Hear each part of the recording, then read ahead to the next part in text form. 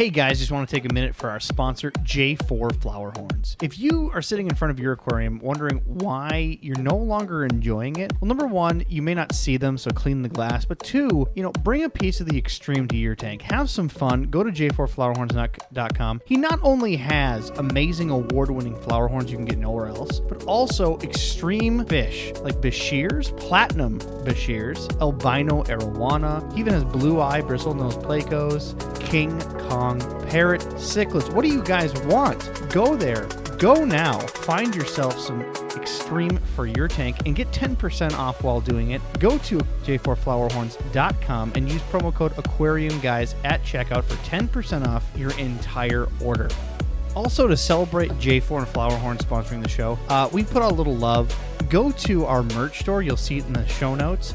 It's the Aquarium Guys merch line, and we have added a new line of merch saying, I love cock. Now, cock, K-O-K, is the ball on the front of a flower horn. So certainly check out the silly new merch line. Love for you to pick some up. It certainly helps the show, and, certainly mention J4 Flowerhorn on social media. Just to let him know, that you love cock. Guys, keep the stories coming in. We want to do a user-submitted story time for Storytime 4. Certainly send those in. You can send them to the Aquarium Guys podcast website. At the bottom of the page, you will find our contact method. You can email it to us. You could send it a text message. Whatever's most comfortable for you. Hell, you could even send us a audio recording of you telling the story. But send those in, and let's kick that podcast.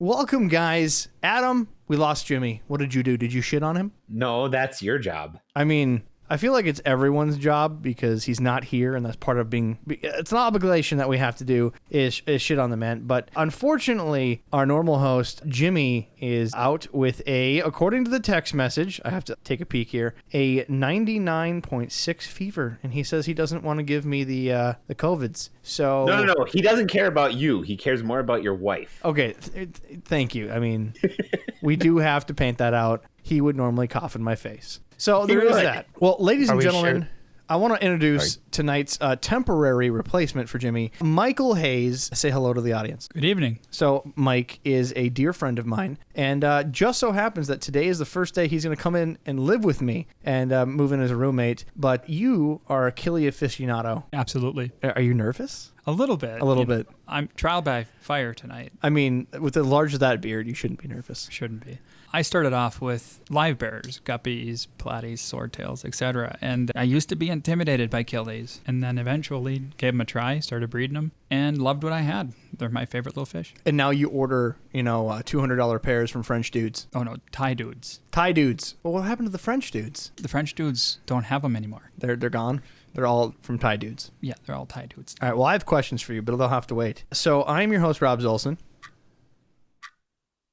I'm Adam Elnashire. See, it took him a minute because normally we have this gentleman in the middle. So, suck it, Jimmy. No, seriously, I hope that you're okay, Jimmy, if you're listening to this 3 weeks from now, that you still don't have COVID, because that would suck. Tonight, we are going to be doing a Dr. Fish, and we have the doctors in the house. James, how you doing tonight? I'm doing all right. Howdy, fishy folks. So we have a absolute fish load of questions at Aquatic Affinity. So it is a Discord server that we actually did last time in episode 4. If you haven't heard it, go back and check out the episode. We had so many questions from before, and this time they did not hold up back on us either. So I don't know how many we're going to get through tonight. But let me tell you, I sat up for about an hour last night proofing the questions, and we got some humdingers for you, Doc. Sweet. So, what have you been doing, just as an update, since we last talked? Because we've had quite a few episodes since we have episode 4. Trying to keep up with demand of fish. It's still a bit crazy. Flights are still a little bit wonky, but pressing through as we can and getting as many shipments as we can and getting them out the door. So, if you say like demand has been absolute peaking now, or It's still going up. I mean, people are loving fish right now. Even with states opening up and stuff like that, fish sales are still really strong. nice. I see all the hobbies. I know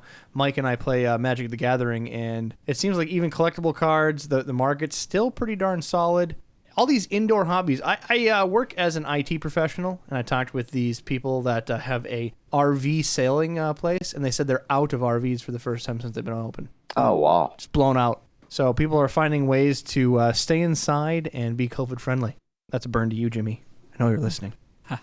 Well, for those that don't know, Dr. Fish is from Seagrass Farms, the largest wholesaler distributor of live fish in the North America, or is it United States? The U.S., possibly the world. Possibly the world. We haven't measured it yet, but we have James is the head of fish health, which is why we call you Dr. Fish. And it's so much fun to beat up you with different questions because, you know, you'll have to sometimes bring back homework or throw you for a loop. My favorite one was the Sweetwater, which we still get feedback from, by the way. Just to let you know there, Doc. That's great. Did you ever find a product that matches that nowadays, or is that still like some classic product no one can find? It can be found overseas, but you're not going to find it over here. Gotcha. The next time they have an Aqua Brahma, I'm sure somebody will have a tank with it. I miss going out to conferences and whatnot, but are they still doing Aquashella this year? I think it's still scheduled, isn't it? As far as I know, it is. I'm not sure in what capacity it will be, though. Fingers crossed. Well, again, we are at Aquatic Affinity's Discord. Aquatic Affinity is a wonderful fish community to help out. No membership fee. Come join the fun. We already have a completely full Discord, or I'd say come join us here, but you can watch us on twitch.tv/aquarium guys for those that have now filled this entire Discord to listen to this live. So come join the debauchery, at least in that manner, and check out Aquatic Affinity. Well, thanks for having us hosted, and let's dive into some of the questions. Before we do, Mike, you had a wonderful question. So I've bought from Seagrass Farms before. First of all, I just want to say every product I've gotten from Seagrass has been great. Wonderful. Never had issues. Lately, within the Killie community, I've heard questions or talked to people who have been interested in buying like the Rocket Killies, the banded panchaks. And Correct. every seller in the U.S. is sold out. We don't buy. This is where James is be like, no, I got some in the back room. Don't worry about it. No, actually, we don't have any right now. We really usually only bring those in maybe monthly, once every other month. We have a really good check vendor that we get them from. But why other people are out, I couldn't speak to that, unfortunately. Clearly, everything's under demand, so good luck figuring out one specific fish, Mike. Well, thank you for the answer. Why do the Czechs have such amazing quality of fish? I think mostly because profit margin is mostly taken out of the picture over there. They're doing it for the love. Oh, okay. Good to know. All right, so let's dive in to some questions. We have curated a bunch, and if you want to ask, normally we go to the Aquarium Guys Discord, which is the bottom of our website, aquariumguyspodcast.com. But this is all in Aquatic Affinity, so you have to join the Discord to submit some of these questions. And honestly, if you guys keep pumping out amazing questions, maybe we can ask permission to come for a third time. We'll find out, but so far it's been working out great. So, first question to kick off the evening. How do I make sure dwarf puffers have no illness on them when I purchase them? You want to definitely quarantine any fish. Just assume that fish have bugs on them, just like people do. You know, we have parasites and bacteria and all over us every day. So do the fish. So some are good, some are commensal, and some can be parasitic or pathogenic. So you want to quarantine all your fish. The little pea puffers, they'll do fine. A lot of times I like to assume that they have ick and treat them for ick with a good two week to 21 day quarantine. So is there any thing that you want to look for, specifically with puffers, because most people aren't really used to the behavior of a dwarf puffer, especially because dwarf puffers are a real target for beginner fish keepers. Is there behavior you're looking for, coloration, or something specific you have to look for weak individuals? They're a tricky fish. I really don't honestly suggest them for beginners, especially if you're keeping multiples in the tank, because they're going to nip at each other and chew their fins off. It's very common. I mean, you almost never see a dwarf puffer that has perfect fins. It's in their nature to nip at each other and nip at other fish as well. So you just need to watch out for secondary bacterial infections. You know, with most fish, you want to look for a brightly colored fish and something that looks like it's breathing without struggling or trying to breathe. You know, correct alignment in the water. Next question. I'm actually going to trade these. Mike, go ahead and read the next one. What is your favorite tropical community fish? Favorite tropical community fish. Honestly, I really like the dwarf gouramis. They're probably, I think, in a planted tank with a school of tetras and some dwarf gouramis, I think is a really beautiful tank. All right, Adam, you get the next question. Have you ever had Myxoboliosis cerebellus affect tropical fish? What the hell disease is that? Mixobolus cerebellus. Okay. That's the one. Yep. Yeah. Yep, that I actually have seen that only once in the 20 plus years I've been in the industry. So, but it does happen occasionally. What is the disease? It shows here that it's a parasite of salmonids. It can be in salmon. Yeah, yep. A whirling disease in farm salmon is how it's most commonly found. Yeah, it can also travel to the brain of the fish as well. I wondered that because it said cerebralis, you know, like your cerebellum brain. I'm going to have to play some of that, but we can't anymore because YouTube's going to take us down. All right. What crime did convict cichlids actually commit? I like that one. Just because of their stripes. Not gonna tell us what crime they committed? Oh, wait. Okay, fair enough. I'll answer this one. Breeding too fast. All right, moving on. What, in your opinion, is the definition of a perfect tank? I like, personally, heavily planted tanks with a few schooling fish. That, and above all else, I mean, you are Dr. Fish. You like a healthy tank, number one.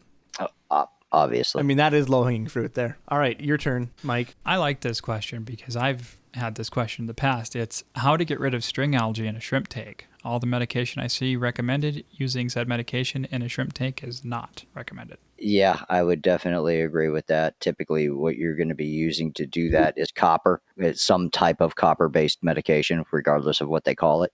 And it does a number on the algae, but it's going to do a number on your shrimp, too, pretty quick. So really, and this is the one scenario that I will sometimes suggest using an antibiotic for something that's not bacterially related. And some hair algae you can kill with a really heavy dose of erythromycin antibiotics, but it's not something that I would suggest to do often or anything. But if you do have a Z-Pack laying around, sure, but for the rest of us, I mean, use a toothbrush, you know, roll it like you're eating spaghetti and try to control it like the rest of us. Rob knows this. Oh, sorry, what? No, go ahead first. Rob knows this because I gave him some stuff and it gave his tank string algae. You had like super herpes when it came to like this rare string algae. It was kind of blue, and for some reason, the only thing I had left to do was bleach the tank. I didn't think I needed to get it looked at. So you need to get your shit looked at, Michael. Holy crap. Yeah. Are there any community fish or other things that would eat some of that stuff? I mean, not enough to make a difference, I don't believe, honestly. So I have two recommendations for that. The only two fish that I've had that actually can mow it down past the how fast it grows is a Siamese algae eater. I have one where the tank was completely covered in it. Put, say, 8 Siamese algae eaters in there. True ones, not the fake ones, and just blew it apart. I mean, I don't have a shred left. The other one that did a decent job, not quite as good, was an American flagfish. Other than that, I haven't had much besides eating some of it. They won't really attack it besides those two fish. People a lot of times like mollies. Well, sure, mollies will, but they're not going to, say, bring down the population. They're just going to trim it. Yep. You also forgot something, Robs. Oh, no. Adam's special plant can outcompete hair algae. Ah, that is. Speaking of which, did we finally identify that special plant? Nope. I want some of it. I did get permission from the DNR that we can inspect it without them having to have recourse on us. Oh, okay. Right. So we'll have to have them take a peek-see. Okay. So they aren't gonna confiscate it? No, but they will put you in jail. So it's different. But only if you give them your little black book of people you know. A little. Nope. A little note to people listening live. This is going to come out a lot later, so it'll probably be old news by the time you get this. The whole thing we talked about a couple weeks ago about someone having mothballs and was finding zebra mussels inside. Public service announcement, that has certainly blown way out of proportion. A lot of people have been finding it in a lot of different pet stores, and now DNR certain states have been going and essentially broad spectrum blanketing, hitting every pet store, and having essentially like a cease and desist letter where they walk in saying you must bleach your mothballs. Florida has been very aggressive. I have friends that have had people walk in, force them to destroy it. In North Dakota, we bleached all of our mothballs. Yeah, in Florida, they're that aggressive, but also like even in North Dakota here, we had them come to local pet shops, the PetSmart, stuff like that, and hit them hard as well. So check your own supply. If you bought mothballs within the last 2 months, I mean, go through them, pull them apart, pick them. You do not want zebra mussels in your tanks. Mike is writing down notes. Bleach my shit. Wait, what is that? Bleach your balls. Public service announcement from the aquarium guys is bleach your balls, ladies and gentlemen. Don't forget to bleach your balls. And one thing I would suggest, if you do have mothballs in your tank, bleach your siphon water until this is all over. Is there a certain amount of bleach? If you can smell it, it's probably going to kill the mothball. So that's a good standard to go by. It's like $1.50 at the dollar store for a gallon. I'm pouring that shit pure. I mean, that's just me. Yes. I'm not going to answer questions like, how much do I put in? I'm like, enough to drown it. Enough to drown it. No, he said bleach your wastewater, your siphon water. So I just was wondering if there was a certain amount of bleach you should put in your bucket to make it safe, or just pour it in there and it'll kill whatever. Enough like a bubbling cauldron. I agree with that. Spend the $1.50. All right, Adam, it's your question here from Dre. What is Popeye and how do you treat it? And same with dropsy, please. What is dropsy and how do you treat it? Dropsy is caused by a systemic bacterial infection. It can be different kinds of bacteria, so you really need to know what you're dealing with there. Also, Popeye is typically also caused by a bacterial infection. So how do you best treat dropsy, and specifically Popeye? Is it with spinach?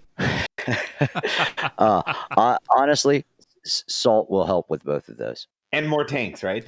Okay. Yes. For those that have done Dr. Fish the first time, we're going to be putting on a shirt just for Dr. Fish, saying, just with the salt shaker of him pouring into a tank. We gotta work on that. Talk to our art people over at the Discord, see what we can find. We'll have them like do your face up. So you have to send us a nice picture, Doctor. That would be great. Yes. All right. How do I do a dry start method using aquarium seeds? What are the downsides of using them? Can I use other plants with them? And can you suggest a good type of seed, Doctor? I'm not familiar with that. So I think what they're meaning, and again, I'm unfamiliar as well. You take a dry tank with different types of natural substrate, and you take like loose dwarf hairgrass type seeds. You spread them across the bottom, and instead of filling the tank, which it's hard to get those seeds correct, you instead just moisten the dirt, and they'll spring up and shoot up like normal grass. Once you have a start, then you fill your tank and move on with it. And for, I'd say, loose, light seed plants, it's a very good way of doing it, especially for starters like dwarf hairgrass. But I don't know if I've had a lot of luck doing it. I mean, when I think of that, I think of plants like Anubis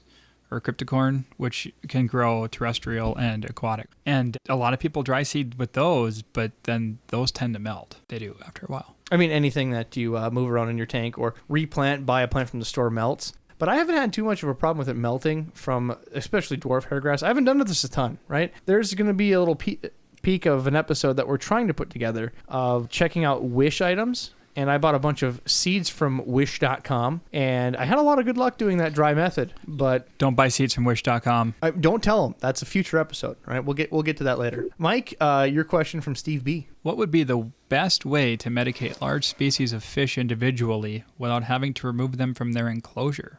by feet. I find it's going to depend on what's going on with your fish. Obviously, is it external issues or internal issues? But another way to go about it, if it's external issues, is to remove the other fish from the tank.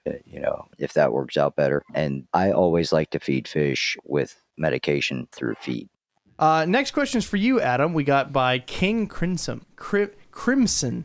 I got to say that correctly. Like the Crimson Chin. Do you think endlers are less prone to disease compared to guppies because they're less inbred than guppies? I think he meant that could feeder be fish. very well. That could be a good possibility. A lot of the lines of specific varieties of guppies have been bred back for many, many, many years now. I think they meant feeder fish. I think that was a typo, Adam. You didn't read that correctly. You're just an ass. But that would be tricky because if I remember it with endlers are very interbred into guppies too now. They interbreed freely. Yes. So that would be hard to determine then if the guppies You're and the right. endlers are any different. We're just going to have to kill them for science. For science. For those that don't, Unless you have Adam's Pure Shit. right, Adam's Pure Shit. I have a 60-gallon tank of Adam's Pure Shit. I mean, I could start another website like I did for Jimmy and do adamspureshit.com, but I feel like that's very misleading, and we should definitely save that website for adults only. Say you're selling something else there if you're doing that. Well, did Say, you? Doc Fish, I do have a question about genetics for Yes. fish. How many times can you inbreed fish before you start noticing problems? Like I had some friends that may or may not have lizards that are illegal, and they basically descended from like one or two pairs, and they said that within like 8 generations they were starting to see genetic problems like tweaked spines and tails. How often can you do that with fish? Oh, honestly, it's going to probably depend on the breed of fish, really. So I don't really have any insight on that. But along the reptile lines and cracking down, Florida just recently had a big loss for reptile keepers. So Yeah. sad for that end. I imagine it's like ants. Ants, you can have like the ant mega colony that's out there, and different ants that could be related are have enough genetic diversity that inbreeding won't affect them as much. That's my take from that. I just want to see the southern comments after the episode now. All right, next questions. I'm going to do 2 at once here. Doctor, how did you get convinced to be on the podcast, and how much are they paying you? Not a penny, and it's my pleasure. And Rob's reached out to me, and I said yes. It was pretty easy, actually. It was basically a bribe. I'll buy you a microphone. You come on forever. And There we go. He signed his contract in blood, and with Sandy Moore's permission, the head of Seegers Farms is nice enough to sponsor this fine gentleman onto the podcast. So thank you, Seegers Farms. If you guys are listening to this, you have a pet store and you don't buy from Seegers Farms, stop it and immediately go to the website and get hooked up. They are fantastic. They wholesale only, but definitely worth the while. Absolutely. All right, you want to read that one, Mike? Can do. From Papa Goobs. I like that name. Can you blink rapidly into the microphone if they're holding you hostage? Moving on. Never mind. You get this one now. How common is neon tetra disease? I would say it's as common as any other fish disease, honestly. Plastoph can be there, or sometimes it is, sometimes it isn't. Sometimes it's in what we would call a subclinical state, which means the fish has it, but it's not showing any symptoms, and they live their whole life out pretty normally. Sometimes they have a stress event or a repeated stressors and then develop disease. How do you feel salt interacts with scaleless fish? Is it just a rumor, or are they actually more susceptible, thus need half a dose? That's going to be very species dependent. Well, let's pick on. There's pick a on lot couple. of fish that people, for one, scaleless fish is kind of a misnomer because there's a lot of fish that people consider scaleless fish that have scales. So, scats and monos, I see a lot of people put those in the scaleless fish category. You can keep those in full salt. So that's, I would say it can be just a rumor, but with some fish, say ghost knives or elephant nose fish, some of those fish aren't going to tolerate a lot of salt. So you need to know your fish's parameter. All right, Adam, I think I took your question, so you get aliens. Do you feel the blanket ban on Chanide in the USA is justified? I think that's supposed to be. Candidate. Yeah. I'm not sure. It's not a good idea to have fish that could decimate populations be available. But that's a slippery slope. I mean, you could say we shouldn't import any fish if you're going to say that. So I don't know. I'm not in the regulatory side of the things, so that's a hard one there. For those that are listening, that family that was spoke of is actually the family most commonly known for snakeheads. And Correct. the arguments I get about snakeheads, especially being in the bitter white north, is that, if we ever dumped one in the lake or some accident happened, they would just freeze out. Well, yes, but No. the problem is there's such an invasive risk that sure, Minnesota, they wouldn't live. But let's say that someone in Minnesota decided to illegally hand it to someone down south. It's just too easy of a fish that can completely destroy an entire ecosystem and spread. It's like carp, the river carp. It's like I think they're worse than carp. the Asian carp that you're talking about on the Yep. Mississippi. Yep. Yeah, just too big of a risk. Yeah, walking catfish here in Florida, it's horrible. If you have big rains and they're everywhere. Watched a fantastic documentary, by the way, on walking catfish and the problem in Florida, and it is terrifying. Did you hear about, you're nice and close there in Florida, Doc, the Arapaima that are now propagating themselves in Florida? I heard something about that, but don't have any specifics on it. Gotcha. All right. How do you do vacation with fish tanks? Fish sitters, vacation schedules, feeding, etc.? That would be ideal, honestly. When I'm on vacation, I only get to go on vacation from Seagrist if I have somebody capable of making sure everything gets taken care of. He called us once, and they're like, no, someone capable. I'm like, fine. Alternatively, just don't go on vacation, I guess. So, Yeah, really, we couldn't afford the travel pay.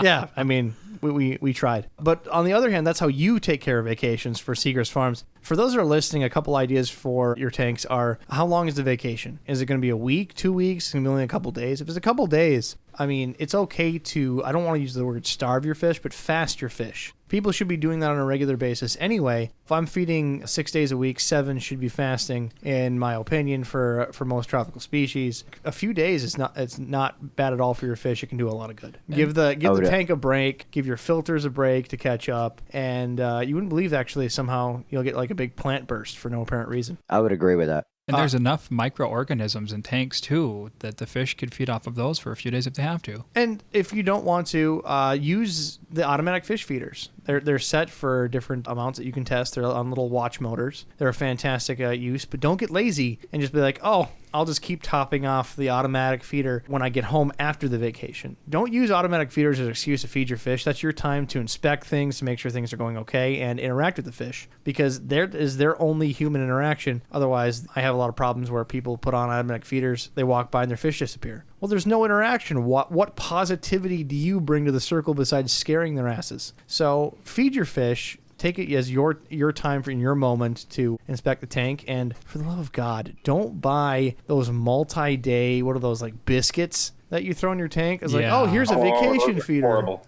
Most of those are just calcium carbonate, better known as chalk. Yeah, they're literally just chalk that they pack food into that's supposed to slowly dissolve over time, and then they get like tiny bits of stuff. It's just gross in your water. Another thing about auto feeders, if you do use them, and I know some people love them, make sure you clean them, because the mold can start growing in there, and that's not too great for your fish. I've cannot confirm or deny. I've had auto feeders that I have known they're empty and then just forgot to put away, and just because they're over the tank without food, have grown gross and then fallen into the tank. It'll happen.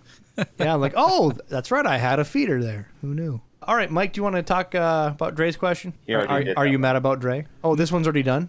Yeah, we did that. Oh, one. I didn't That's why mark you it threw- off. That's my fault. You threw me off. All right, you get the Pog Lord then. All right, first of all, great name. Does adding salt water to a freshwater tank and making it brackish help get rid of internal parasites? Not so much internal parasites. External parasites, it can be good for. I would prefer dips or long-term baths rather than switching your whole tank over. New question. How is the best way to do a dip? For instance, I had a bala shark that I had to do dips on. I took a hefty salt mixture, put it in there, and he about died from shock. Like, I had to revive him. It was an aggressive trip. How much salt do you put for a dip in a bucket?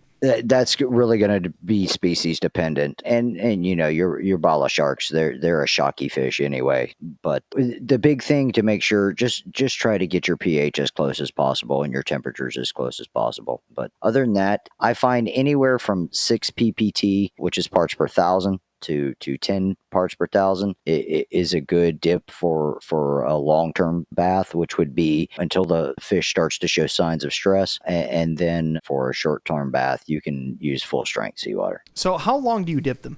Once again, that's going to be species dependent. I like to dip them until they actually start to show stress, which, when you first dip them, they might act agitated. That's not what I'm talking about, stress. I'm talking about loss of buoyancy in the water, or if they lay down at the bottom or start floating up to the top. Most fish can go 30 seconds to 2 minutes, but always fish dips are an eyes on thing, always. And know your species and know what they can tolerate. I was talking to a coworker about their puffer to bring, not to call back to puffers at the beginning, but I was telling her about possibly doing a dip on them. And then I realized, wait, puffers do something a little different when they're stressed or agitated and actually puff up.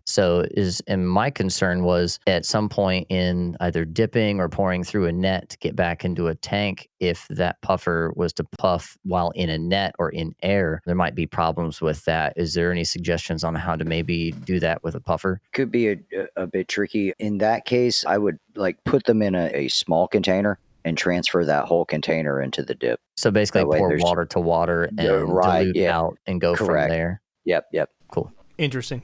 Adam, you got Kaiva's question? Kiava. I like that better. I like that. My brand new tank produced results the second week into a fishless cycle. It's now been over 2 months and still no nitrates. Should I start again or just leave it? Ammonia has been stuck around 3 for months. I decided to stop feeding it for over 2 weeks. Now it's finally at 1 in a hope to maybe restart the tank somehow. Check your pH. Check your alkalinity. I didn't know that. I mean, that and, plants. I've seen some plants try to break down other things in the tank, but that's really not going to help as much as trying to introduce maybe a different fish. But yeah, that's that. From the way it sounds, it's been sitting there for so long. It's definitely got to be something else. I wonder. Yeah. The reason I say that is we just helped a store with that problem. They restarted their systems and they couldn't figure out why they couldn't get their ammonia to go away. Well, they had a pH crash.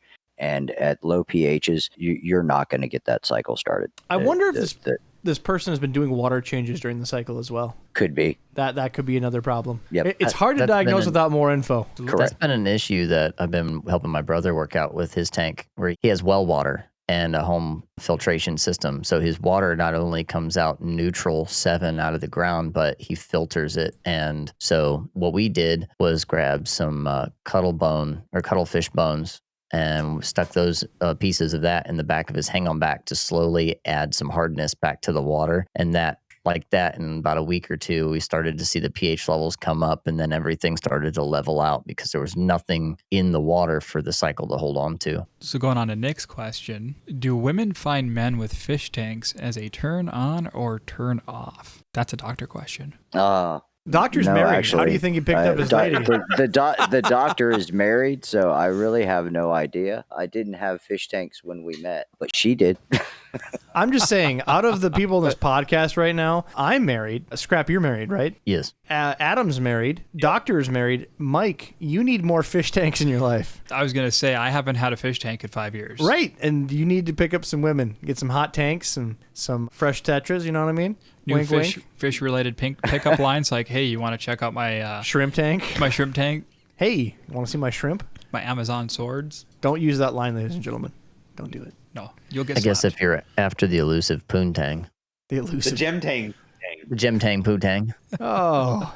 What is your opinion on the difference between materials and live bacteria difference between like a product like Flomax and EcoComplete. Now, the doctor has said before that he's not going to recommend one product over the other. Instead, he'll give you differences. So it is up to you how you'd like to answer this question on live bacteria. Yeah, I always like to use a liquid live bacteria, and I know some people say there's some dry products out there to work, but I know for a fact there are dry products out there that feed your bacteria and really get a system going really quickly.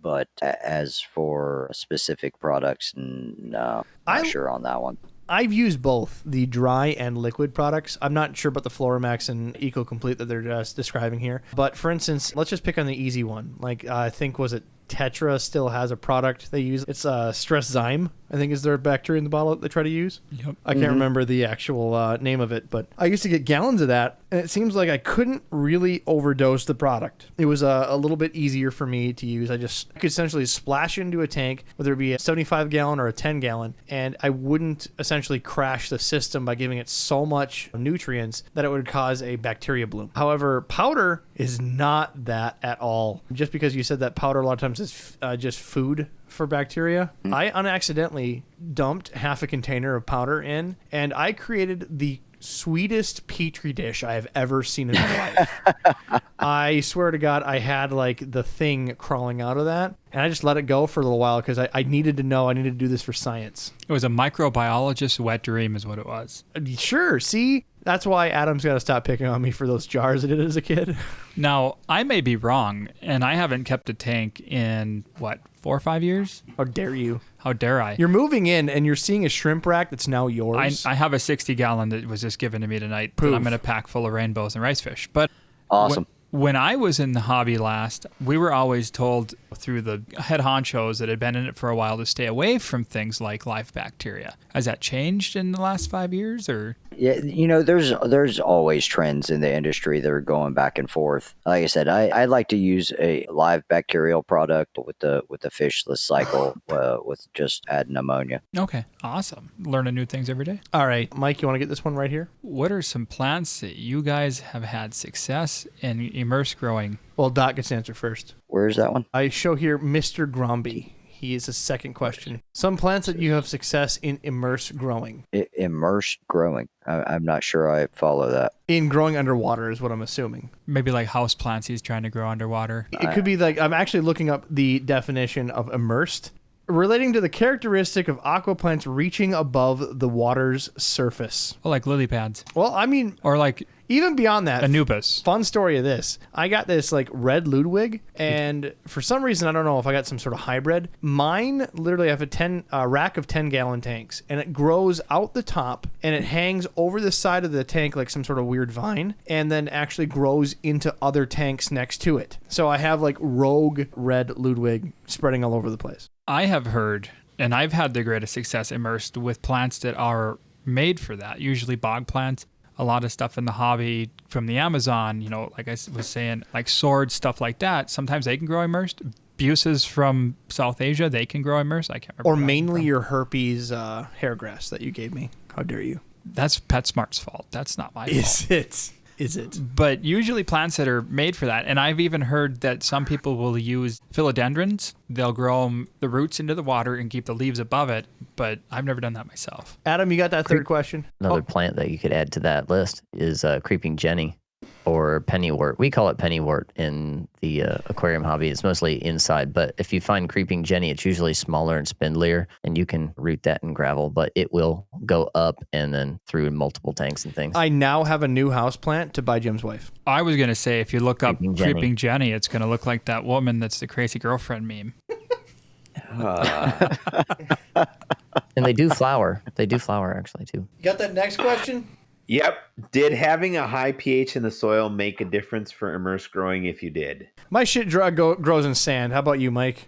Well, so going off what Rob explained, I used to keep fish tanks with well water as well. And it was so acidic, it was eating the seal on my fish tanks. So maybe that's got something to do with it. I don't know. How about you with your creepy jennies? I don't know. They do well in the gravel tanks that I have. They didn't do so well in the sand, but they do really well when you just take that pot from Home Depot and you set it where it's got a little bit of water, and then the water goes up in, and then when you try to pull it out of wherever you put it where there's water, there's just nothing but root everywhere. They like the loose, I believe. They're usually in nature, they're found on the edge of a body of water, not usually streams or anything, maybe a pond or somewhere where there's lots of moistness going on. Loose soil, loose gravel. Next question is, what is your biggest blunder in the aqua trade since you got started? Treating a shrimp system with an organophosphate. Ooh. And why was that bad for the listeners? Yeah, for the lay people here.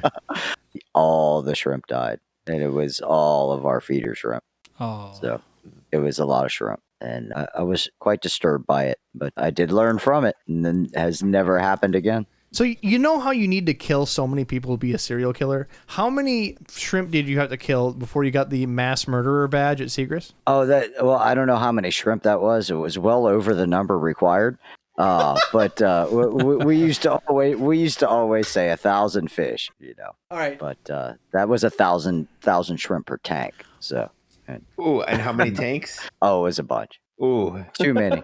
Enough to cry over. what trends have you seen completely change the hobby for better or worse? More education now is definitely a better. So, and I think we still have a lot of work to do on that. And places like this are great settings to do that in. So that's a really positive thing. Negative trends. I think the most negative trend that I can think of that I'm glad has gone out is the tattooed fish that were popular about 10 years ago. That's exactly what I was thinking about too when I read it. I remember the tattooed guppies people were bringing from overseas, and I'm kind Yes, of glad it they was got rid of that. terrible. that was awful. Terrible. I think I'm trying to pick something that is more recent. So if I'm picking a negative trend that I dislike, probably a lot of the hype YouTubers. They give fish keeping hobby a bad name. You have a lot of great people out there that do a lot of good. Alexander Williamson with Secret History Found in Your Aquarium. You have Bentley Pascal. There's a bunch of great YouTubers out there. Even the Ohio Fish Rescue that show what you can do to save large fish and don't purchase the incorrect size. But you see, I'm not going to put out names, but you'll see these people that are not necessarily in the fish trade that are trying to scrape some of the hype. That I think the worst one that I've ever seen is doing a goldfish roller coaster. They take goldfish that they buy out of a box and just siphon them across their entire home, doing loop-de-loops and all kinds of torture into a bathtub. It's just a lot of misinformation and a lot of bad taste when it comes to our fun hobby. Great trends would be, I think, the collection of unique groups like this.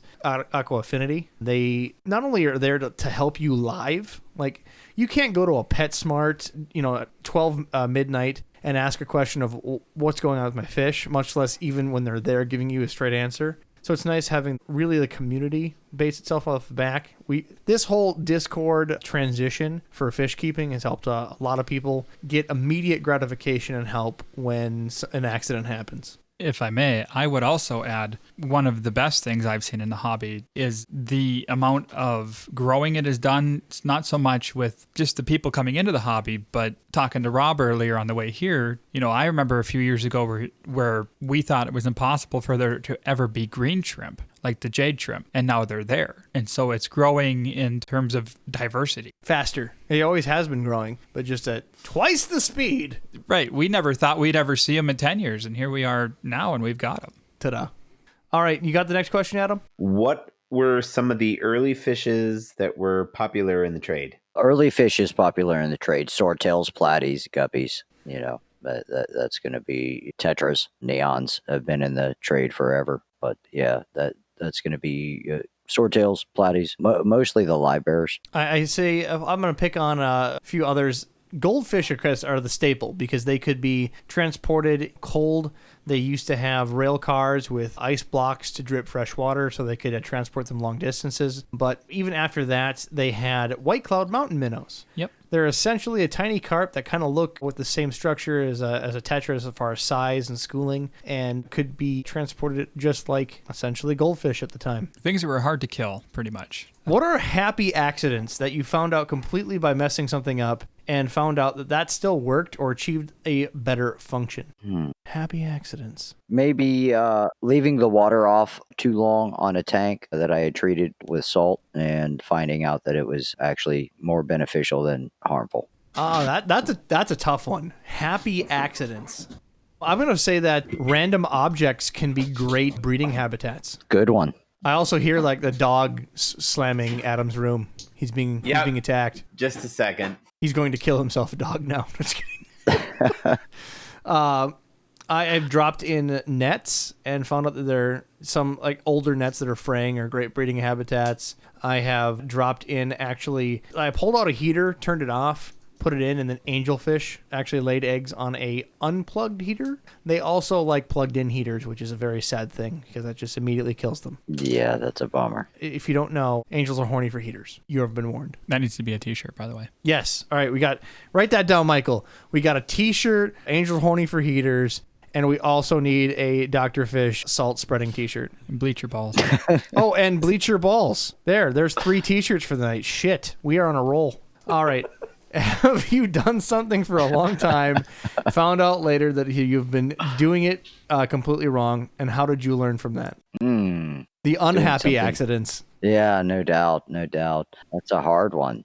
Don't use organophosphates on shrimp. That's gold. That's gold. What fish trend would you Thanos snap and delete from the hobby if you could? We are a lot about fish trends tonight. I'll give you another one. The dyed fish. I'm not a big fan of that either. I'll Do they pick. still do that? Yes, with very few fish. Arowanas, you can get pink and blue still. And there are some imported, the skirt tetras. Fruity tetras, as they're listed for most vendors. I would pick modified fish, such as cutting your stingrays to turn them into what they call bat rays, which aren't even close to bat rays. That's horrible. Yeah, you haven't seen those? They cut like star patterns into stingrays and all kinds of horrible shit. Oh, yeah. That's disgusting. Yeah, it's pretty much the worst thing I've ever seen. All Could right. we Thanos snap the people that do it? Because that would just solve the problem. There you go. There. That'd be nice. Ta-da. You want to get the next one, Adam? What has been a couple of nifty tricks you picked up throughout the years that has been substantially easier? Well, number one, you take your fish fillet and you roll in the egg before you put it in the batter. The shore lunch, best for whitefish. If you want to do a salmon, smoke it. Don't be a bitch, you know. But on our level, I'd say recirculating systems have made things easier. Even though old school drip and go systems where the water comes in, goes through the tank, and then goes straight back out to waste, you have the most control of your water parameters there. But number one, it's very wasteful on water, and it's harder to filter that water prior. So I'd say recirculating systems. What are your thoughts on predatory fishes of Florida learning how to hunt lionfish? I didn't know this either. I know that's an issue, but I didn't know this. I need to Google this shit. If there's actually predatory fish hunting lionfish now, they got smart enough. Yeah, I don't know. They've had 30 years, and the lionfish are doing nothing but getting more and more. So I don't think it's going to be very effective. It sounds like the anaconda problem. My anaconda don't. Wait, So wait, do sharks eat them in the wild? I don't think anything really eats a lionfish, does it? just you, Adam. Just you. I don't eat it. I just brushed against one by accident. Ouch. You should see. I have my cousin in the audience right now, and he just gave me like the oh shit look. It wasn't really brushed against. It was more grabbed because I forgot I put it in the tank. Oof. Yeah, refer back to Storytime 1 if you want to hear how he got bit by a lionfish. I'm sorry. Would you like to buy a fish, sir? All right. The Pog Lord wants to know, what's the best way to deal with zebra mussels once they're already in your tank? I feel bad for you, homie. Yep. Burn it. Yeah. Bleach. Yeah, he's not wrong. Zebra mussels attach to everything. They have a very vivacious breeding habit. They can survive in almost anything, including urine. I mean, not going to say how I know that, other than we have zebra mussels in Minnesota. I was going to say, we could do the Minnesota method where you park a guy from the DNR outside your house and he puts up a sign and says, I got to check your water. Oh, that's rich. We got this one, Mike? Do you have any feeder fish or inverts you grow out to feed to other pets? Do you raise them and culture them? We do not raise any feeder fish ourselves. Comets are commonly raised up in Arkansas. Millions and millions of feeder comets raised out of Arkansas. The common guppy is raised down here, but we don't do any of those ourselves, no. Arkansas seems to be like a central hub of fish farming in the agricultural world. I was searching for other podcasts that was talking about fish farming, and so that makes a lot of sense to me when I hear that that's where they come from. Yeah, comets, fantails, not a whole lot of arandas or fancy goldfish. We've only had a few places try that here on a commercial scale, large scale. Haven't been successful, but looking forward to somebody that's able to make it stick. We did get a clarification on the emerged comment. Emerge growing like Anubis or Amazon sword out of the water like farms do. Then I think my answer stands true that my red Ludwig outside of water, like that worked out pretty well for me. So Adam, you got this question from Odin. Hey, so I have 3 Ranchus, and one of them appears to have a cloudy eye on one side. The other Ranchus are completely fine, and so is that Ranchu with the cloudy eye. I'm worried that it could be a health concern. It could be. It could be age. It could be fish actually do get glaucoma like people can, or it could be a cornea. Even they can also get cornea. So really hard to say without more information on that. But if the fish is eating fine and swimming fine and shows no sign of stress, I really wouldn't change anything you're doing, honestly. I don't advise bringing your fish to your nearest dealer either for their glaucoma. Are you sure? They need a card for that. All right. Excuse me. I would love to see that. Being like California, be like, bro, what? My fish is glaucoma. Can I get some weed? Can I make that happen? He's like, yeah, dude. And he just slides you a card. Like, that's the shadiest deal of all time. Think you'd need some RSO for that. Something. So what fish are most likely to be albino by mistake in either just breeding by accident or in their natural habitat? I have no idea on that one, unfortunately. I don't know either. I know I'm assuming like some native fish, you see catfish a lot more often become albino. Otherwise, you don't hear about albino sunfish, northern bass, but you do hear about it on catfish. It's probably like fish who have been bred so often, like guppies. Maybe they have a gene in there for albinism, and it'll just pop up at one point. I don't know. I haven't seen any albino in the guppies I've bred so far. It doesn't mean I won't, but I see more common leucistic. Oh yeah. So, Why don't you see more albino live bearers? Because you'd think that you'd have them by now in the thousands, but I never really see them on a list. Is it they're just not hardy? It could very well be that. So I know the ones I've ordered are shit. I mean, honestly, I've ordered guppies in the past that are albino. It's been quite a few years, but they were horrible. To be fair, those were for feeders. He doesn't like to keep guppies. You're right. They were endlers, and that's not their fault that they're shit. Go yourself, Robs. What aquarium fish taste the best? all of them. All of them? No, I mean, like, if you were to pick one, like, I gotta say, I've been thinking about farming out some convict cichlids. There are some recipes, if you Google it, they actually have some recipes on how to cook your convict cichlids. I would say, honestly, lionfish are supposed to be sublimely great. I haven't eaten them myself. I know a lot of people at Seagrass that have and said it's really wonderful. And also triggerfish. Lots of people eat those down here in Florida. So if your chef comes out with half of his body limp and he's like, "Did you like your fish?" You know that Adam made your dinner. Well, considering that cyprinids, or if I'm saying that right, danios and stuff are just little bitty like walleye or whatever, I would assume they'd taste good. Hit it up, Mike. Should we be preventively medicating wild-caught fish? How does the risk of creating immunities for the pathogens they carry hold up versus using wide-range meds on captive bred fish? Well, you've got both sides of that. You've got your tank raised fish that haven't been exposed to all the microorganisms that wild fish have been. Of course, typically that wild fish isn't in the water that wild fish came from, so you can throw that part out. But then also, your wild fish haven't been exposed to anything that your captive bred fish been exposed to, typically, possibly. So you have to look at both sides. I do suggest quarantine. I do suggest salt baths. Formalin is good for especially wild caught fish. Some type of worm medication in a feed is always good, especially for wild caught fish. All right, Adam, you got Dragoon Master 77's question. What is the best way to breed clown killifish and CPDs? Not together, obviously. And how should I set up and what should I put in my summer tub? I live in Minnesota, by the way. I'm going to let somebody else field that one. I've never bred either of those. You got it, Mike. You bred these things. I've bred them. So the best way I've found with clown killies is, if you're asking us what you would want to do to get them to start breeding, I've found frozen Daphnia, and if you cut up some bloodworms, that'll usually do it. I keep them in a separate 2 to 5 gallon tank, completely bare with Rob's wife has been nice enough to give me breeding mops. Breeding mops. So And she makes them using like little balls of styrofoam and then covering them in yarn. And I've used those. I did that when I bred, I guess I can't remember the name of it, but it was like the clown killie. It was a killie. It was an It epiplatus. was the red chin killie. The red chin killie. There you go. There we go. Same breeding habits. Exactly Very the similar. same. And I had them breeding like rabbits. For the CPDs, if you can see the eggs, Wait, we have beginner listeners wondering what CPDs are, and it's not an STD. No, sadly, it's not. Although it does itch. Some people like it, though. They buy it.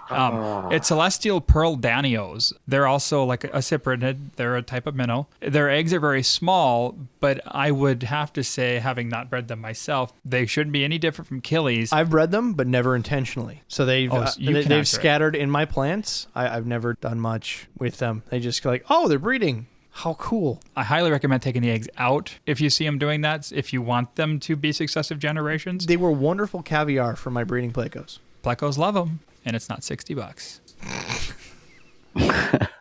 But otherwise, how should you set up your summer tub? Throw it outside. No repercussions. Get some water flowing in that. Abuse water changes. Heck, just put a sponge filter in and leave it go. I love me some patio ponds. There's now patio pond season in Minnesota. Get your shit out. Get some rice fish. Get some white clouds. Get some goldfish. Make it happen, boys. From The Seagrass water Farms. will still freeze. Oh, no. No, you got to keep that stuff moving, and then you're good to go. You can put, I just got 4 inches of snow down here. I got a bunch, but right now it's bouncing. Like tonight now it's 30 degrees. During the day it's like 45 to 50. So you're sitting at that like bare bottom, not perfect, just barely doable for goldfish. So if your patio pond's nice and close, it'll have a warmer temperature if you put it in direct sun. As long as you keep the water moving, they'll still be in their hibernation state, and you're not going to freeze the tank over. They're not going to eat, that's for sure, but start prepping, boys. All right. And girls. Do we have white clouds in stock right now, Doc? Yes. Yes. Thoughts on Safety Top QT dip? It claims it could be a rapid QT. I think it's thoughts on Safety Stop quarantine dip. I'm a bit confused. Not familiar with that product. We're gonna go to the next one and let Scrapjaw read his own question. I do believe that question was answered at a point, because you started out talking about puffers, and then we talked about puffers a little bit in the middle. So We totally did. All right. Big Fella Cole says puffers are starting to become very common, and there are nowhere near as much info on them as tetras, rainbow fish betas, or anything else extra amazing. I don't know about that. I feel like puffers have been getting a ton of attention by a lot of different people. Puffers are very popular, but maybe not so much as the dwarf puffers, as the like Mobu puffers you see on YouTubers' channels and whatnot. But there's definitely information out there. Dive in, my friend. Does Seagrass have saltwater fish or corals? If not, will they? Oh, yes. Many. So as a person that has access to this secret list that you get from Seagrass Farms, only intended for wholesalers, I can state that I'd say a good, 25% to maybe a little less than that is just dedicated to like a coral and saltwater section. Actually, coral and saltwater is probably a third or bigger, but just coral, you had sponges, corals, anemones, all kinds of goodies throughout that list. Absolutely. Yeah. Full service. If I may, I got a quick question. All you. Okay, so I don't mean to cut in here. How dare you? But thinking about this, and we've been talking about parasites and stuff, and I remember back in the day when we were talking about how to cure internal parasites, people were saying to give shelled peas, where you squeeze them and let the inside out, and that would get rid of them. Is that true at all, or? I'd like to see some science behind it. I'll leave it at that. Doctor has been asked this quite a few different episodes, and it's not been asked specifically about parasites, but they've asked every other ailment under the sun that peas can fix. Yeah, because I remember peas were the be-all, fix-all. Doctor is not a pea fan. I feel like he was stuck trying to eat those as a kid and got punished for it. Well, now you know how often I listen to the podcast. Ta-da. How many pogs does it take pogfish to say pog? Oh boy. Do you guys have any tips on what's the best way to encourage Bolivian rams to spawn? Any secrets there, Doc? Marvin Gaye, maybe? No secrets. Two things that are always the best thing to try, the easiest thing to try are changes in temperature, changes in pH. You can also change the lighting. I've also found that Whitney Houston. I mean, Whitney Houston's great. Bolivian Rams are more of a power ballad type thing. No, Celine Dion. Celine Oh, is Dion. that it? Oh. Yeah. Well, that could get any fish to spawn. That's just cheating. That's like a skeleton key for cichlids. Oh, absolutely it is. Do you guys have any saltwater tanks or just freshwater? When you say you guys, I'm going to go with everybody here. I, at this time, don't have saltwater tanks. I do want to start getting into saltwater jars. I find that to be crazy fun. Now, Doc, you don't have any tanks at home, do you? I have no tanks at home right now. I have a planned tank, but I will have a tank. All right, so ladies and gentlemen, we are taking donations to help poor Dr. Fish get his fish started at his own house. You can send that to P.O. Box, aquariumguyspodcast.com. Website, mark your donation for Dr. Fish, and we will make sure to get his stuff started. Adam, you got the question from Nick. What is the best thing to keep with yellow aquarium shrimp? Something that won't eat them. Nanofish. Ketchup shrimp? Ooh. I honestly... Getting the dad jokes out already, Robs. That's kind of early. I honestly don't like mixing colors of shrimp, but when you see something that's just so easy to go after, I mean, why wouldn't you make a Weenie Hut Junior tank and then just put yellow and red shrimp all over it? Because then you get brown shrimp. Oh, Yeah. But I would say if they're asking about a fish, threadfin rainbows. Their mouths are too small to actually eat the larva. Or Really? So it said. Ooh, I Yeah. never thought of those. Great Those are actually suggestion. a good idea. Great yeah. suggestion. I didn't think of that. I keep nanofish. I've kept small killies like the clown killie, small guppies, swamp guppies, picta, some like threadfin rainbow, stuff like that. Years ago, I was one of the first people to get the panda loaches when they first started coming into the hobby. So I'm pretty sure I was the first person in Minnesota to get them because they came to fruition in the hobby finally in like 2007, 2008. They finally hit areas in the United States in 2011. I got them right away and found that they were great shrimp partners. So I posted that online, and then suddenly I started seeing like all people started messaging me questions, and then a little burst bubble of panda loaches covering the hobby. Everybody demanding panda loaches because they were great with shrimp. We have now started a new thing with threadfin rainbows and have to be done with shrimp now. Oh, they're fantastic with shrimp. Wonderful. I got this one, Mike. Oh, here you go. Bleach your balls. I do have a question though for Doc Fish. Do it. Which do you think is more destructive, Malaysian trumpet snails or zebra mussels? Oh, hard to say. I can say from experience, not with the zebra mussels, but the Asian green mussel has really done a number on our desal plant here locally. Actually, Segrist, it's right between where I live and where Segrist is, and they actually have to hire divers to go down there and scrape all the Asian green mussels off the intakes for the desal plant for our potable water. So definitely say the mussels are an issue. So somebody asked, talking about the mossball, should us non-U.S. fish keepers be looking out for the little pests? I would say absolutely. They've decimated our lakes here in Minnesota. Well, wasn't it they tried to like actually go back and figure out where these came from? They came from the Ukraine. I was gonna say, wasn't it either like the Ukraine or Russia? So No, it's the Ukraine. We don't deal with the Russians. oh, okay, good to know.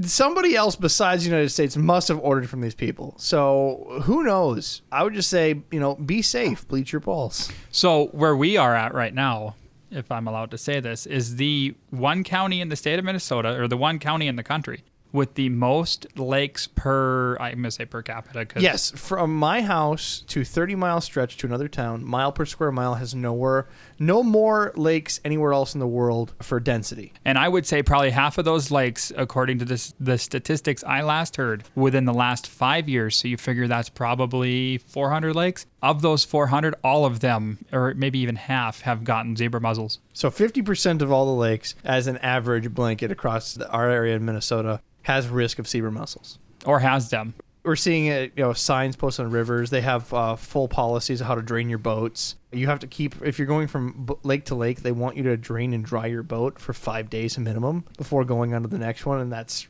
really, if there's a pocket of water in there with some mussels in it, it's not going to do it. They'll decimate an ecosystem in a lake, and they are. At least Minnesota is first in something.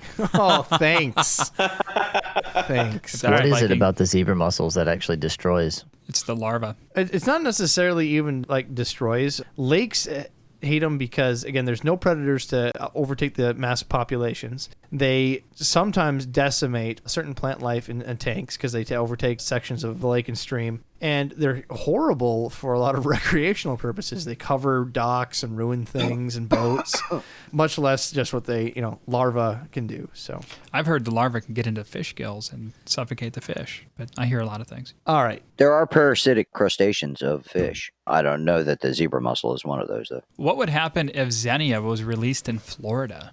It'd probably go crazy here. I feel like that's a commercial. It's like AstraZeneca could help. What is Xenia for those that are listening? That's that little pulsar, the little pulsing coral that you see in a lot of marine tanks. It grows like a ground cover on the rocks, and it pulses. It's a gorgeous little coral. You mean you don't have it in Florida? I mean, we grow it. No, I meant is it grown wild in Florida? I'm not sure if it is native in Florida. Is that the stuff that our buddy with the kills with laser beam robs? No, that would be starts with an A. It's a normal pest. Aptasia? There you go. Normal pest in all saltwater tanks. He uses, Aptasia. Yeah, he uses that's a everywhere. laser to remove it from his tank. It's a blue burning laser, and he actually burns it in the tanks from the outside. It was really cool. It's pretty great. It sounds like with Xenia, there's multiple different varieties, so it could come probably wherever there's a coral reef at, anywhere in the world. I'm going to try to pick and choose the remainder of questions. We are...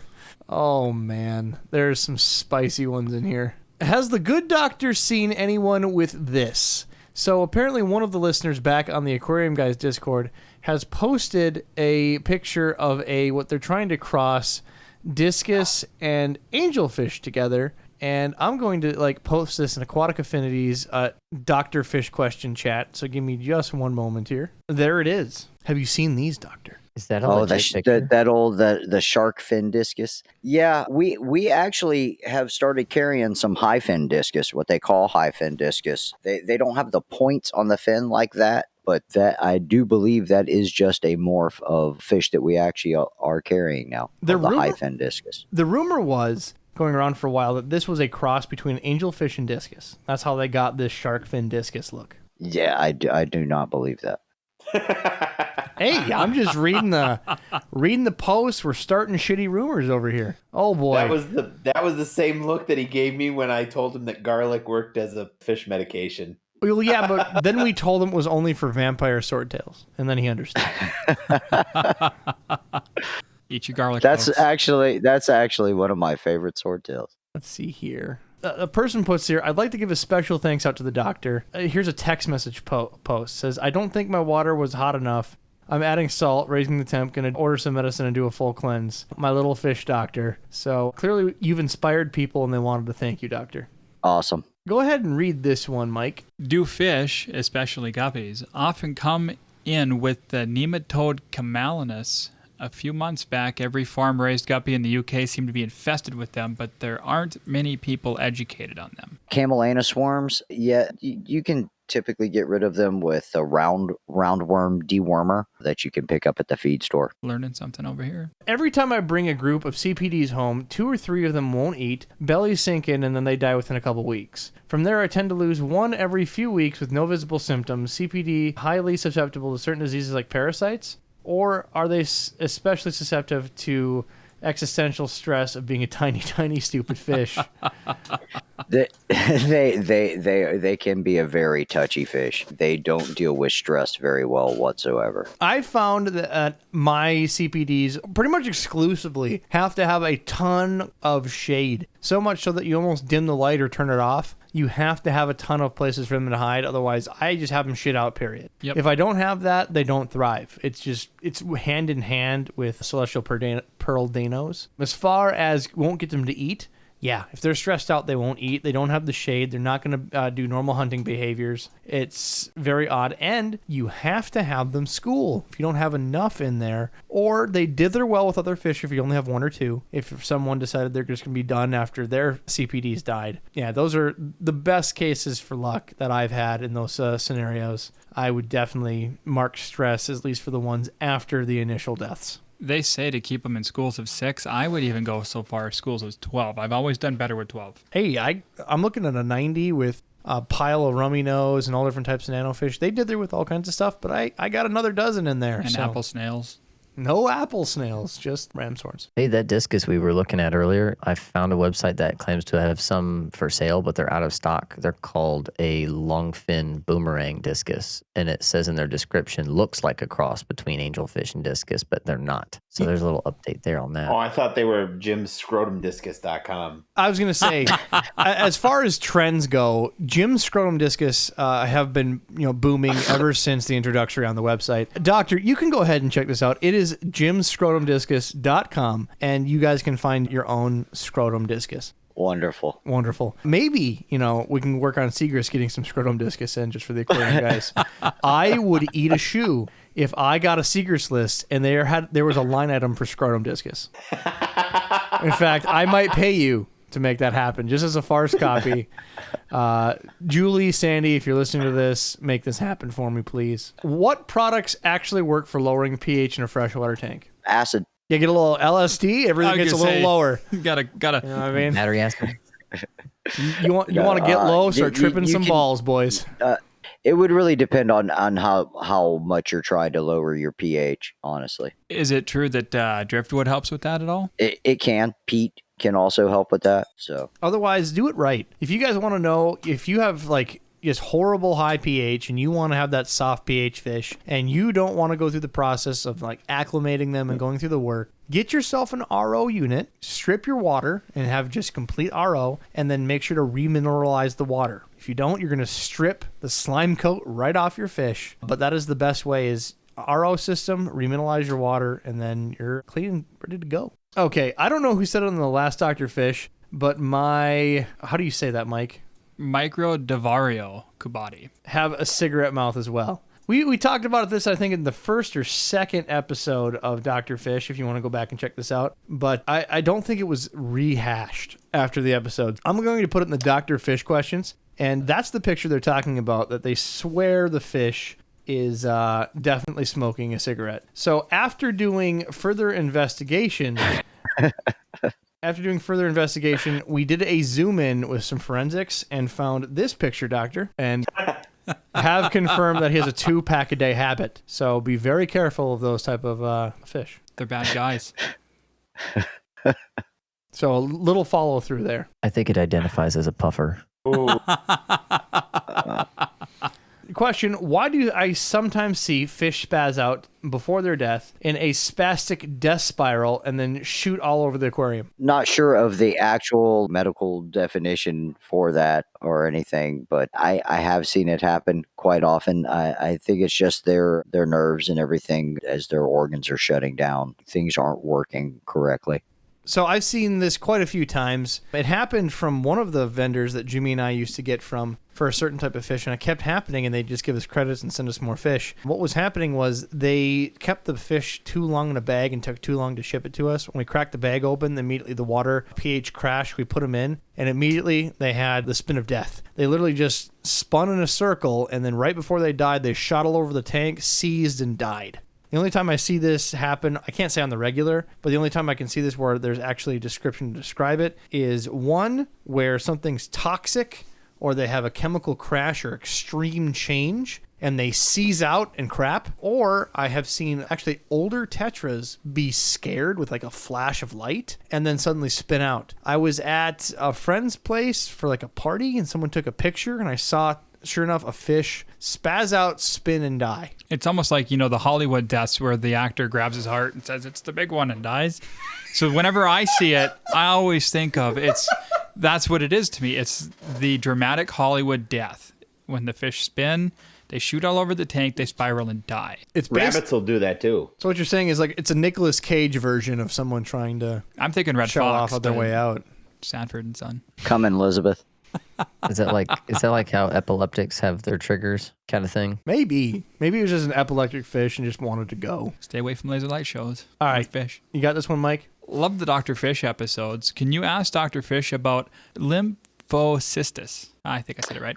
Yes, lymphocystis. Unfortunately, once fish have it, they pretty much have it, but it doesn't actually hurt the fish as much as it is unsightly. But if it's a marine fish, sometimes pork fish are helpful at eating it off of the larger marine fish. With freshwater fish, just really premium up water quality and very little stress, and it should subside. So is it in the water or on the fish, or does it spread? No, through it's contact? it's actually in the fish. It's actually viral, but it typically doesn't spread to the other fish. Do salt baths help? No, unfortunately, not for freshwater fish, and freshwater bass don't help for saltwater fish. Sounds like herpes. That's what she wanted to know. Done. Okay, that's a video. I will send that to Dr. Fish privately. A lot of people post on the Dr. Fish questions in the Discord with pictures and videos, and we will certainly go over them. It's just not quite as good when we have a ton of questions to go over. They take a bit longer. One of my suppliers used to offer potassium permanganate. Permagnate. There you go, in the past, but no longer due to safety concerns. One of the employees have been trying to convince me that potassium monopersulfate, did I say that correctly? You did. Mm-hmm. Will achieve the same results. I don't trust this guy, so I'm calling bullshit. Are these two compounds interchangeable, or is he just talking straight out his ass? No, they're not interchangeable. The first potassium permanganate is actually still available. Just do a Google search for it. You can get it many places. Chemical Supply. It is a great oxidizer. It's got a large therapeutic index, so if you use a little too much, it's not necessarily going to really hurt your fish. Do read up on its use and calculate how much you need to use to actually get the 2 to 5 parts per million, which is the recommended dosage for it. But you'll have to do a potassium demand test for that first. It's really simple, but definitely read up on using it. Best used for bacterial infections. Not great at protists. These are external infections, not going to help anything internal. And the other chemical is also an oxidizer, but it's more of a disinfectant. So have to be careful with those. So I'm going to change someone's question next. We had a lot of people like, what's the best way to quarantine X? I think the better question is there different ways to quarantine certain species of fish when it just comes to generic freshwater fish? Yeah, definitely. Some fish you're going to want to go ahead and give some treatments to. The other fish you're not necessarily going to want to treat. You're just going to want to observe and watch. All right. Last one would be encountering a odd upper intestinal tract parasite of some sort seems to be common in the species in the last decade. Doesn't seem to ever have free swimming or a contagious phase. But if a dano dies and a dano is eaten by another dano, it spreads. Question is, will Paraparazipro or WTV work as a preventative measure in a quarantine tank? Or is this species just a leopard now? Prozipro is a commercially available praziquantel treatment, which has very little praziquantel in it. So the dosages are pretty hefty. But that is a flatworm treatment. So unless your Danio has some trematodes or a tapeworm, it's not going to be real effective for anything else. I'm just checking for any last-minute questions. Again, for those that have questions for Dr. Fish or any other type, we normally answer questions during other episodes of the week, but we save our specific favorites for Dr. Fish. So go ahead and go to aquariumguyspodcast.com, at the bottom of the website. If you got something for Dr. Fish, put it as an email, leave us a voicemail, definitely voicemail. If you can leave an audiogram for Dr. Fish, bonus points. But send those questions our way. And also check out aquaticaffinity.org. Thanks again for having us tonight. Doc, do you have anything else to add that we missed tonight? No, just any news coming out the Seagrass Farms? Thanks for having me again. We'll continue to work to be able to get as many fish out as possible and try to make everybody happy. So, well, perfect. Again, thanks to Seagrass Farms to let Dr. Fish come on. And, Doctor, please contact me about Jim's scrotum discus. We really would like to have Very those interesting. shipped across the nation. Say Seagrass, see the best. All right, Mike, thank you for filling in for Jim. I hope Jim is not dead by now. But if not, you're a great beard candidate, and we will certainly take your applications for future episodes. I'll go give Jim CPR. We'll keep him going. All right, Adam, you got any other notes? Nope, we're good. No ideas of cooking lionfish for the family tonight? No, but I was gonna look at getting some puffer. I want to try puffer fish, the fugu one. The one that if it's not prepared properly will kill you or paralyze you. Hey, He just wants limp I lips. am not eating lunch at your place anytime soon. You guys like the fit? I like the fish. Would you like to buy some fish? All right, and before we leave, we did have someone wanting to know the tally of T-shirts. So if you could read the list for us, please. So far, we have my personal favorite, Bleacher Balls. Bleach your balls. In fact, hashtag that shit. It came from us first. Started here. Hashtag bleach your balls. Your mom will know what's up. And Angels Are Horny for Heaters. Angels are horny for heaters. I feel like there was a third one, and I forgot to write that down. Oh, that would be, we've got to make one for the doctor sprinkling some salt. So it'll happen. Like the meme. Spread the salt. And then all donations, please mark them for in care of Dr. Fish so he can actually have a fish tank of his own for once in his life. Please do. Dr. Fish is going to kill us. All right, guys, until next time, we will have Dr. Fish back on again. And let's give one last hurrah. Scrapjaw has joined the podcast and been around since about episode 20 and has been our editor since, we'll just call it the beginning. Scrap has been editing every podcast. We've been doing these once a week. He's been our fearless editor-in-chief, and he has to step down due to personal reasons and obligations, and he has been a champion of the podcast. Scrap, here's one out to you, buddy. Thanks, guys. You'll still be around. It's not like we're going to miss you. Yeah, I'll pop in once in a while and stuff, and you guys need stuff, and just hit me up. And if I have time in between things, and the things would happen to be, like last year, COVID made life kind of easy when the government was giving you money and you were told to stay home and everything. And then this year, all the hours at work are back, and I'm going to be free of all my debt and things, and I'm looking at buying a house and stuff. And so, moving into those realms of life needs my attention because I've never had the opportunity to do that stuff before. So, but you'll see me around. Congratulations. Thanks for having me. It's been fun. I've learned a lot from you guys. So on that Rock on, note, man. we are taking applications for editors. Send your resume to the Aquarium Guys podcast. Not a lot of experience is required. If you like the idea of editing a podcast or want to be a part of the debauchery and, making cool ideas like hashtag bleach your balls, certainly contact us. And anybody that is amateur in the editing department or whatever, and you need the assets from the podcast, I am a resource still. So don't think that all of the things that I've created for the podcast are going to die with my exit. They are here. We may have to downgrade to foghorns instead of the bleeps, but we'll figure out a way. Until next time, guys. We'll bleep ourselves. Go yourself.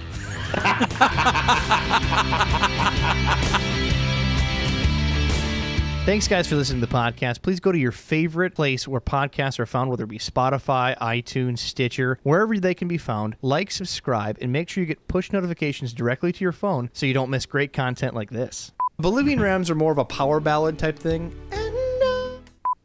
Public service announcement from the Aquarium Guys is bleach your balls, ladies and gentlemen. If you don't know, angels are horny for heaters. You have been warned.